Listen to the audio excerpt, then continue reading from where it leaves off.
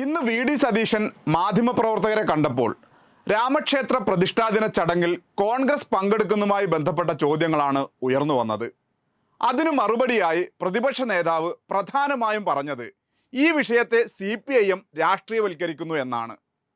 പൗരത്വ നിയമം, മുത്തലാഖ്, ഏക സിവിൽ കോഡ്, പാലസ്തീൻ വിഷയം എന്നിവയെപ്പോലെ ഇക്കാര്യത്തെയും CPIM രാഷ്ട്രീയവൽക്കരിക്കുന്നു എന്ന്.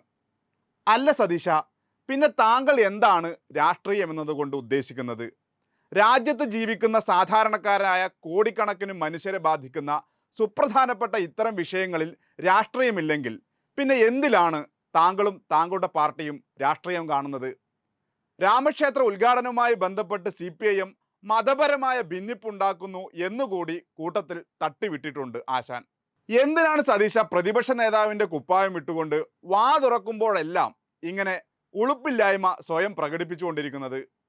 നിങ്ങൾക്ക് രാമക്ഷേത്ര ഉദ്ഘാടനത്തിൽ പങ്കെടുക്കാൻ ആഗ്രഹമുണ്ടെങ്കിൽ അതായിക്കോളൂ. പള്ളി പൊളിക്കാൻ അരങ്ങൊരുക്കി കൊടുത്ത താങ്കളുടെ പാർട്ടിക്കാർ ക്ഷേത്ര ഉദ്ഘാടനത്തിൽ പങ്കെടുക്കുന്നതിൽ നാട്ടുകാർക്ക് പ്രത്യേകിച്ച് യാതൊരു അത്ഭുതവും ഉണ്ടാകാനിടയില്ല. അതിനെന്തിനാണ് CPIMൻ്റെ മെക്കെട്ട് കയറുന്നത്?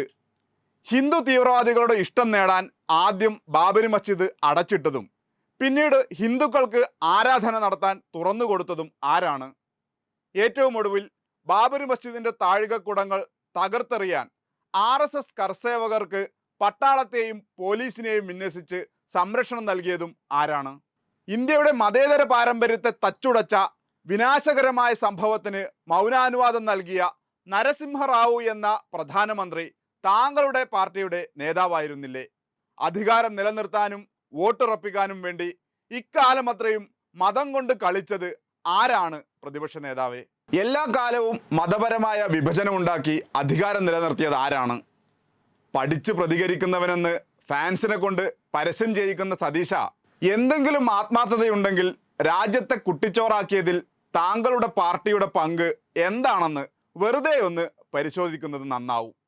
ഇന്ത്യയിലെ ഇടതുപക്ഷവും CPIMഉം ബാബരി മസ്ജിദ് വിഷയത്തിൽ എടുത്തിട്ടുള്ള നിലപാട് എന്നും സുവ്യക്തമായിരുന്നു. അദ്വാനിയുടെ രഥയാത്രക്കാലത്ത് രാജ്യത്തുണ്ടായ വർഗീയ കലാപങ്ങൾക്കെതിരെ തെരുവിൽ പ്രതിരോധിക്കുകയും പ്രതിഷേധിക്കുകയും ചെയ്തത് ഇടതുപക്ഷമാണ്. ഇടതുപക്ഷത്തിന് മേൽക്കൈയുള്ള ഇടങ്ങളിലാണ് ഒരു വർഗീയ കലാപവും ഉണ്ടാവാതിരുന്നത്. രാമനെ മുൻനിർത്തി നടക്കുന്നത് RSSൻ്റെ ബൃഹത് പദ്ധതിയാണെന്നും അത് ഇന്ത്യ മഹാരാജ്യത്തെ ശവപ്പറമ്പാക്കുമെന്നും വിളിച്ചു പറയാൻ അന്ന് ധൈര്യമുണ്ടായിരുന്നത് ഇടതുപക്ഷത്തിന് മാത്രമായിരുന്നു.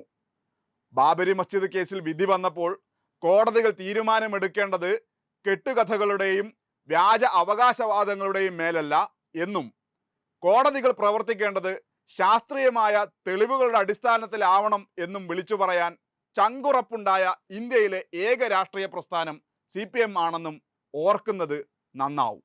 അതുകൊണ്ട് CPIMനെ രാഷ്ട്രീയം പഠിപ്പിക്കാൻ തൽക്കാലം താൻ മെനക്കെടേണ്ട. ഇതൊന്നുമല്ലെങ്കിൽ പിന്നെ താങ്കളുടെ അഭിപ്രായത്തിൽ എന്താണ് രാഷ്ട്രീയവൽക്കരിക്കേണ്ട വിഷയങ്ങൾ?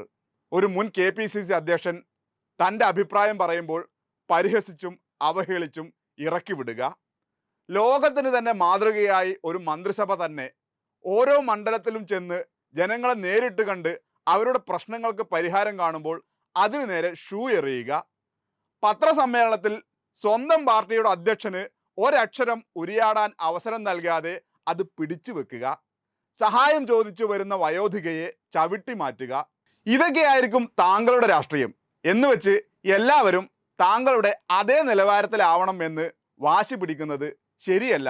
വെറും ഡയലോഗ് സതീശ.